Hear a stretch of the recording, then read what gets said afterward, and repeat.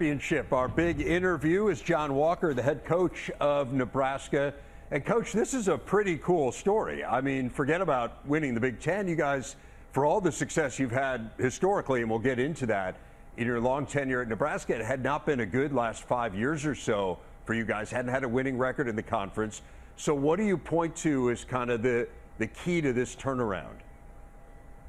Well, I think it started last year, Dave. We ended up started the non-conference season a little slow, but by the end of the conference season, we finished in fourth. We went to the semifinals.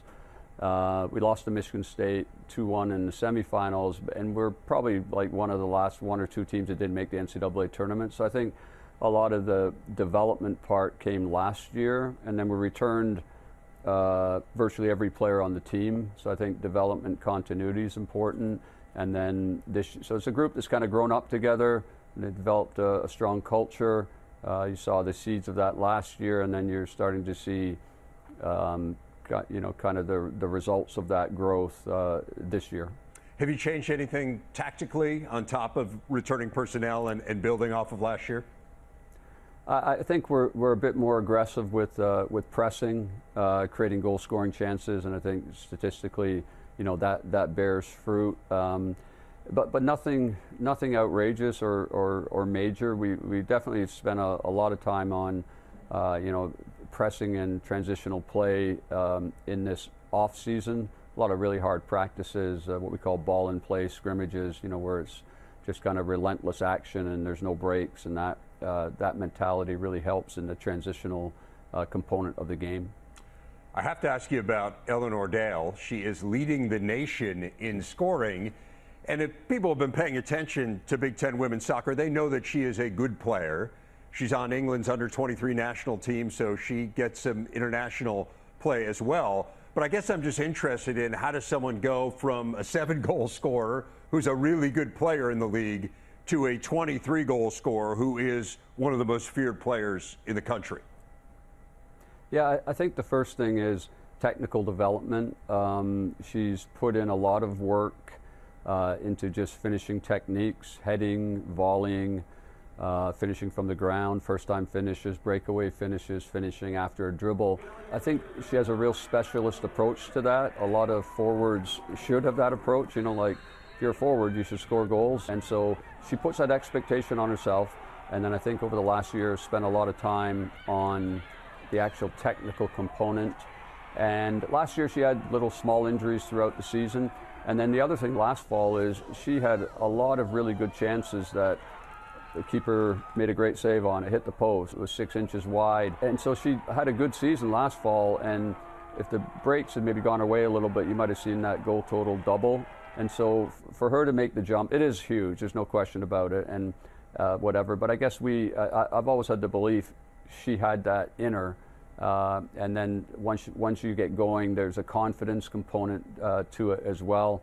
And I think Eleanor would tell you that. And so she's in a good place, and it's been in a good place all season.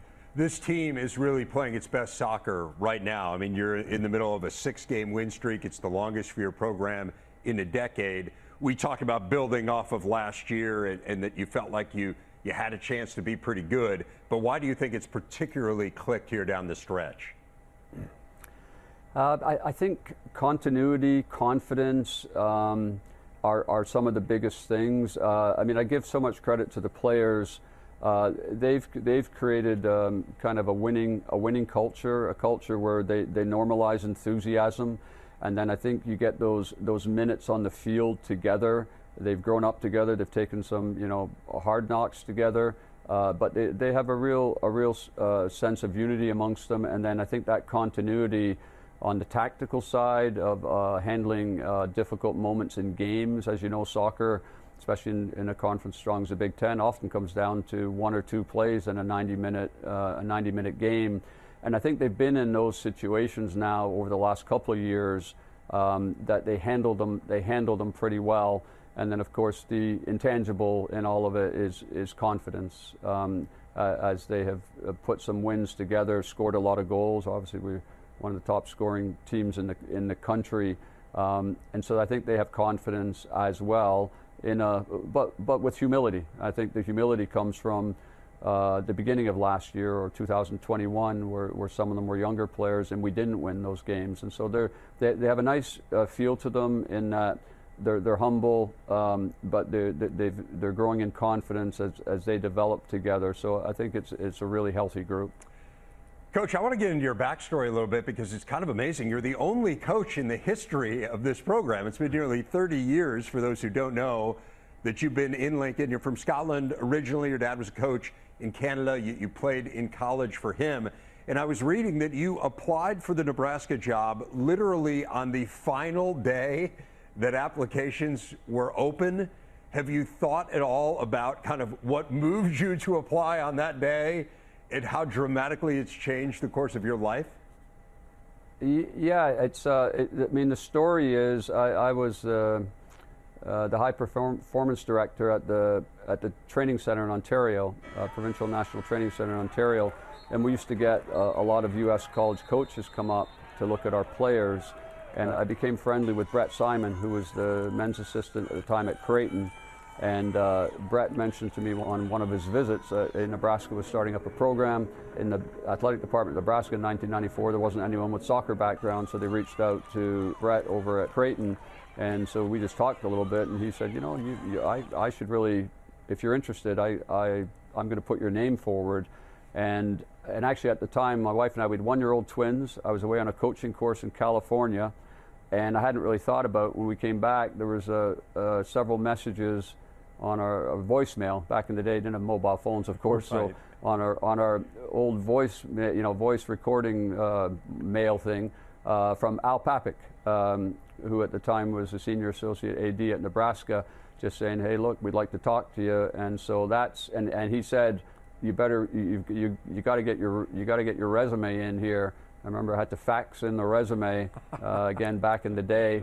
And then that was it. I went down to visit, and we just decided we had 1-year-old twins at the time, and thought what a great opportunity. The place had a real high performance feel to it. Looked like a great community to raise a family, and so that's how I ended up down here. And it really is a wonderful school, athletic department, and a community, and so that's why I'm still here 30 years later. That's amazing, and as I said, you've had some great success there. You're playing Ohio State in the opening round of the Big Ten tourney. You beat them back in September. Give us a little scouting report on the Buckeyes and what we should expect in that opener.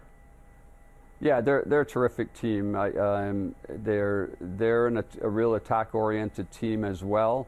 I think stylistically, a little bit different, but they're really well organized, well coached, and they have some super explosive players, also experienced players, and we know on any given day they can beat anyone in the country. And so I think it's going to be an exciting matchup. There's probably going to be goal chances in it for both teams, and I think hopefully both teams are playing in the NCAA tournament also. Yeah, John, it seems very likely that your team is going to make the NCAA tournament this year. You haven't been there since 2016. I mentioned you've been there a ton of times in your time at Nebraska. Yeah. It just has been a little while. What's it going to be like to hear your name called? And I know you don't want to get too far ahead, but to kind of realize that, hey, we're back to where we've been historically. Yeah, it'll be exciting. Like I said, I'm more excited for the players. David, it's a really special group of players, and I know that just sounds like coach talk, but they are so hardworking and energetic and team-oriented, and they've really, just bought into development philosophy in the program, have a real identity for how they play, and so they're really a breath of fresh air and invigorating for an old guy like me to come and coach every single day. And on last Sunday, winning a share of the Big Ten title was a special moment for them, because a couple of years ago, I think we started the first 7 games of the conference and we didn't win. We had a few ties, and then we won the last 3. But so now to see them, really escalate in their success with the conference regular season, and have an opportunity in the tournament now, and then hopefully in the NCAA tournament, I'll just be really happy for them, and I'm really proud of them. Well, really a neat story. Fun to visit with you, John. Congratulations on the success, on hoisting a trophy, and we'll see what these next few weeks hold for the Huskers. Thanks a lot, Coach. Okay, thanks so much, Dave. Nice talking to you.